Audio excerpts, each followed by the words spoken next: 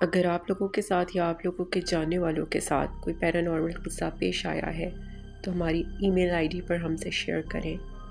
Best story کو select کر کے ہم اسے آپ کے کریڈٹس کے ساتھ نریٹ کریں گے۔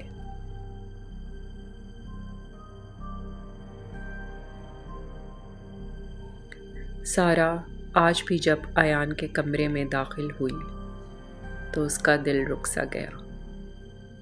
ایان اپنے کمرے میں بچھے میٹ پر بہت سارے کھلونوں کے بیچ میں بیٹھا تھا اور اپنے کھلونے پکڑ پکڑ کر اس طرح ہوا میں اشارے کر رہا تھا جیسے اپنے سامنے بیٹھے کسی اور انسان کو دکھا رہا ہو، لیکن حقیقت یہ تھی کہ وہ اپنے کمرے میں بالکل تنہا تھا۔ سارہ وہیں دروازے پر کھڑی اسے دیکھتی رہی۔ ان کے گھر میں یہ کوئی انہونی بات نہیں تھی۔ ایان 3 سال کا ہو چکا تھا اور جب سے اس نے اپنے کھلونوں سے کھیلنا شروع کیا تھا ایسا اکثر و بیشتر ہوتا تھا، بلکہ یہ کہنا غلط نہ ہوگا کہ وہ موسٹلی اپنے اس امیجنری فرینڈ کے ساتھ ہی کھیلتا تھا۔ گو کہ سارہ اور اس کا ہسبینڈ جبران دونوں ہی ویل ایجوکیٹڈ تھے اور بچوں کی سائیکالوجی پر کافی ریسرچ کی ہوئی تھی، اور یہ جانتے تھے کہ بچوں کا اس طرح امیجنری فرینڈز بنانا کوئی بہت انیوژول بات نہیں ہے۔ لیکن جس طرح ایان اپنے امیجنری فرینڈ کے ساتھ کھیلتا تھا اور انٹریکشن کرتا تھا، وہ سارہ کو بعض دفعہ خوف میں مبتلا کر دیتا تھا۔ 8 سال پہلے سارہ اور جبران کی لو میرج ہوئی تھی۔ جبران ایک کنسلٹنگ فرم میں مینیجر تھا اور سارہ بینک میں جاب کرتی تھی۔ دونوں ہنسی خوشی 5 سال سے اکٹھے رہ رہے تھے، بس ان کی زندگی میں ایک کمی تھی، ان کے یہاں اولاد نہیں تھی، جس کی وجہ سے یہ دونوں اندر ہی اندر بہت پریشان رہتے تھے، لیکن ایک دوسرے کو حوصلہ بھی دیتے تھے اور انہیں اللہ سے پوری امید تھی کہ اللہ انہیں اولاد سے نوازے گا۔ جبران کی جاب میں ٹریولنگ بہت فریکوینٹ تھی۔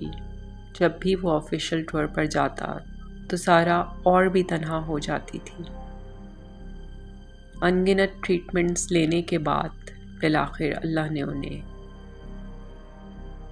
شادی کے 5 سال کے بعد ایک بہت پیارے بیٹے سے نوازا، جس کا نام انہوں نے ایان رکھا۔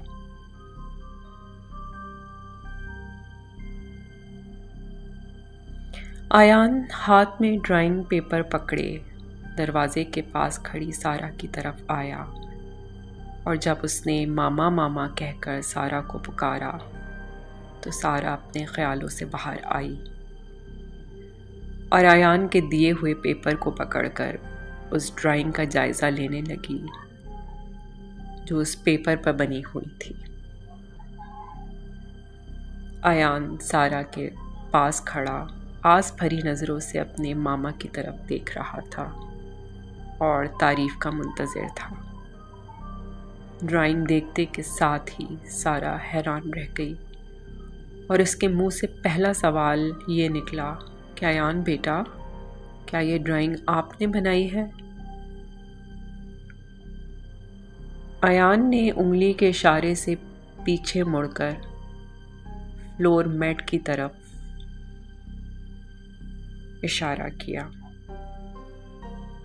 اور کہا، ماما میرے اس فرینڈ نے بنائی ہے۔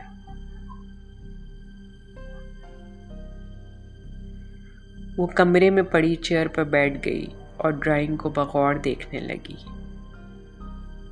یہ ڈرائنگ کسی بچے کی بنائی ہوئی ہرگز نہ تھی، اور سارہ کو یقین تھا کہ ایان یہ ڈرائنگ نہیں بنا سکتا۔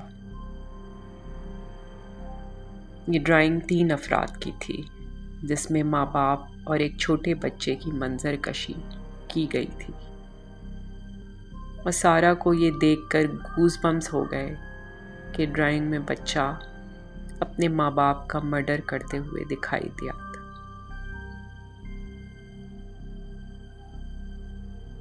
سارا نے ایان کو پیار سے گود میں بٹھایا اور پوچھا، ایان، یہ آپ کا فرینڈ کہاں رہتا ہے؟ ایان نے بے دہانی میں جواب دیتے ہوئے کہا، ماما بیڈ کے نیچے، اور یہ کہتے ہی وہ گود سے اتر کر لاؤنج کی طرف بھاگ گیا۔ سارا نے آج یہ فیصلہ کر لیا تھا کہ وہ جبران سے ڈسکس کرے گی اور ایان کو کسی سائیکیٹرسٹ کے پاس لے کر جائیں گے۔ پیدا ہونے کے کچھ عرصے کے بعد سے ہی ایان کے ساتھ عجیب و غریب چیزوں کا ہونا شروع ہو گیا تھا، جسے سارا اور جبران دونوں نے ہی نوٹ کر لیا تھا۔ ایان ابھی کچھ منز کا ہی تھا اور راتوں میں اکثر سارا کو ایان کی وجہ سے اٹھنا پڑتا تھا۔ یہ بھی ایک ایسی ہی رات کا قصہ ہے۔ سارا کئی دفعہ ایان کو دیکھ کر اب تھک ہار کر گہری نیند میں تھی کہ اسے دوبارہ ایان کے رونے کی آواز آئی۔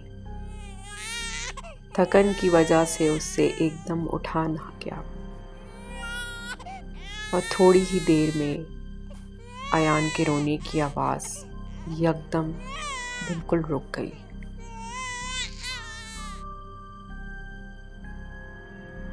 سارا نے اٹھ کر کاٹ کی جانب دیکھا تو اس کی چیخ نکل گئی۔ اندھیرے میں اسے کاٹ کے سرہانے 5-6 سالہ ایک بچی کھڑی نظر آئی جو ایان سے کھیل رہی تھی، اور ایان کاٹ میں لیٹا اسے دیکھ کر گلکاریاں مار رہا تھا۔ سارا کی چیخ سے جبران کی بھی آنکھ کھل گئی اور اس نے فوراً لائٹ آن کری تو کاٹ کے پاس کوئی نہ تھا، لیکن ایان ابھی بھی اسی جانب جہاں تھوڑی دیر پہلے سارا نے بچی کو کھڑا دیکھا تھا۔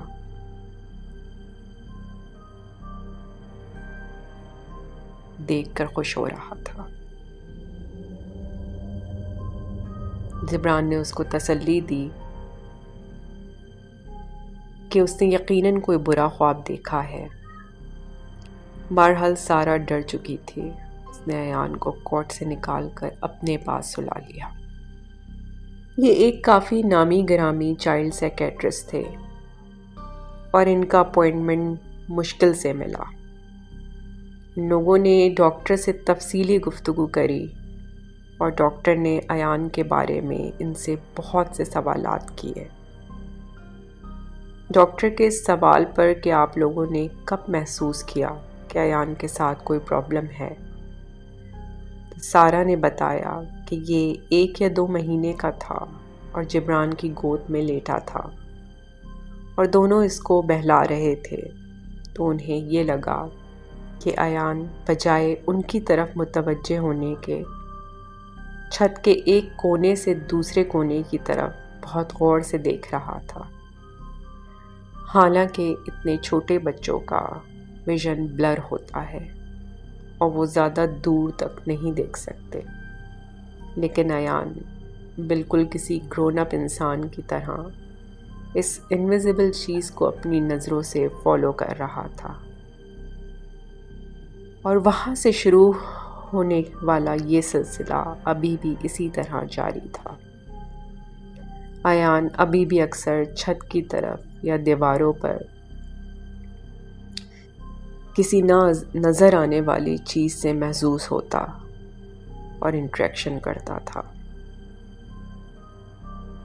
ڈاکٹر نے ایان سے بھی باتیں کریں اور ڈرائنگ کے بارے میں بھی جاننے کی کوشش کری، لیکن ایان کوئی خاطر خواہ جواب نہ دے سکا۔ ڈاکٹر نے لوگوں کو اس وزٹ کے آخر میں مشورہ دیا کہ ایان کو دوسرے بچوں کے ساتھ سوشلائز کرائیں اور اس کے کمرے میں ایکٹیویٹیز کو مزید مانیٹر کرنے اور CCTV لگانے کا مشورہ دیا۔ یہ ڈاکٹر کے وزٹ سے 1 ہفتہ گزر جانے کے بعد کی بات ہے۔ جبران اپنے آفس میں تھا کہ اس نے رینڈملی اپنے موبائل فون پر ایان کے روم کی CCTV فوٹیج چیک کی۔ وہ کیا دیکھتا ہے کہ ایان اپنے بیڈ کے پاس بیٹھا ہے اور بیڈ کے نیچے جھانک رہا ہے۔ پریشانی کی بات یہ تھی کہ وہ کسی کھلونے کو نہیں دیکھ رہا تھا، بلکہ کسی سے بہت پرتپاک طریقے سے باتیں کر رہا تھا۔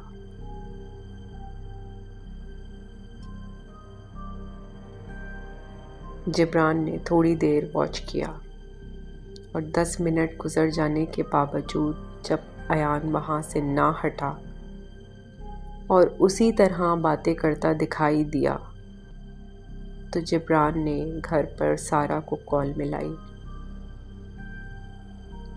سارا جو کہ کچن میں مصروف تھی، جبران کی بات سن کر بھاگتی ہوئی ایان کے روم میں پہنچی۔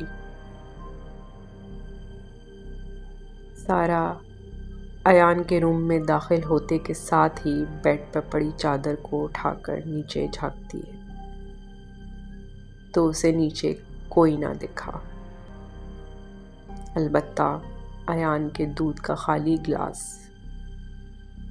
اور کھانے کی پلیٹ بیڈ کے نیچے رکھی نظر آئی۔ سارا نے چلا کر ایان سے پوچھا کہ ایان، یہ کھانے کے برتن نیچے کیوں رکھے ہیں؟ ایان، جو کہ سارا کے اس طرح ایک دم اندر آ جانے پر خفا دکھ رہا تھا، معصومیت سے بولا، ماما، میرے فرینڈ نے کھایا ہے۔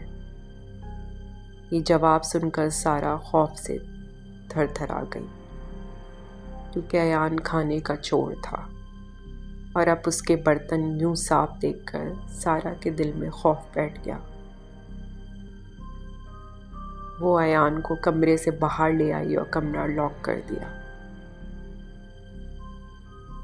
جبران کی واپسی پر سارا نے اپنے خدشات کا اظہار پہلی دفعہ جبران سے کھل کر کیا۔ ان دونوں کو جن بھوتوں پر کوئی یقین نہیں تھا، لیکن ایان کے ساتھ پیش آنے والے ان ویئرڈ واقعات نے سارا کو یہ سوچنے پر مجبور کر دیا تھا کہ ایان کی کوئی مینٹل النس نہیں، بلکہ یہ سب کچھ پیرانارمل ہے۔ جبران کو ابھی بھی ان چیزوں پر یقین نہیں تھا اور اس نے سارا کی بات کو رد کر دیا۔ ڈاکٹر کی سجیشن کے مطابق ایان کا ایڈمیشن اسکول میں کروا دیا گیا۔ ایان اب اسکول جانے لگا، لیکن اسکول میں داخلے کے بعد معاملات صحیح ہونے کے بجائے مزید بگڑ گئے۔ ابتدا میں سارا نے ایان کے ساتھ ہی اسکول میں وقت گزارا، لیکن ایان سارا کی موجودگی کے باوجود پورا دن اسکول میں روتا رہتا اور یہی کہتا تھا کہ مجھے اپنے فرینڈ کے پاس جانا ہے۔ 2 منتھس کے بعد اسکول نے ان دونوں کو بلا کر مشورہ دیا کہ ایان کو فی الحال ہوم اسکولنگ پر ہی رکھا جائے، کیونکہ شاید ایان ابھی اسکول آنے کے لیے مینٹلی ریڈی نہیں ہے۔ ایان نے اس عرصے میں کھانا پینا اور کم کر دیا تھا، جس کی وجہ سے اس کی صحت خراب ہو گئی تھی۔ اس کا اسکول میں کوئی دوست نہ بن سکا اور پورا دن وہ روتا رہتا۔ اس کی زبان پر ایک ہی جملہ ہوتا کہ مجھے اپنے دوست کے پاس گھر جانا ہے۔ ان لوگوں نے حالات سے مجبور ہو کر نہ چاہتے ہوئے بھی ایان کو اسکول سے نکلوا لیا اور اب وہ گھر پر ہی رہنے لگا۔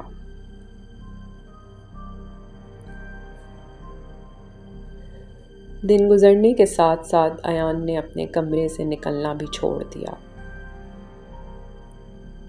پورا دن اس کے کمرے سے اس کے اندر بولنے کی آوازیں سنائی دیتی، اور CCTV فوٹیج پر جب بھی چیک کیا جاتا تو یہی محسوس ہوتا کہ وہ اکیلا نہیں ہے، اور ہر وقت اس کے ساتھ کوئی انویزیبل اینٹی ہے جو اسے اپنے ساتھ مصروف رکھے ہوئے ہے۔ سائیکیٹرسٹ کے پاس مزید سیشن لینے کے بعد انہوں نے ایان کو اسکیزوفرینیا کا پیشنٹ ڈکلیئر کر دیا۔ اسکیزوفرینیا کی میڈیسن سٹارٹ ہونے کے بعد ایان کی حالت بدتر ہو گئی۔ سارا کے ساتھ ساتھ اب جبران کو بھی آہستہ آہستہ اس بات کا یقین ہو چلا تھا کہ یہ معاملہ ایان کی مینٹل النس کا نہیں ہے، بلکہ یہ کچھ ایسا ہے جس کا علاج میڈیکل سائنس میں نہیں ہے۔ اگر آپ کو یہ سٹوری پسند آئی ہے تو پلیز لائک، سبسکرائب اور شیئر ضرور کریں، اور مجھے کمنٹس میں بتائیں کہ آپ کو اس سٹوری میں کیا اچھا لگا اور کیا نہیں۔ آپ کی سپورٹ کا بہت بہت شکریہ۔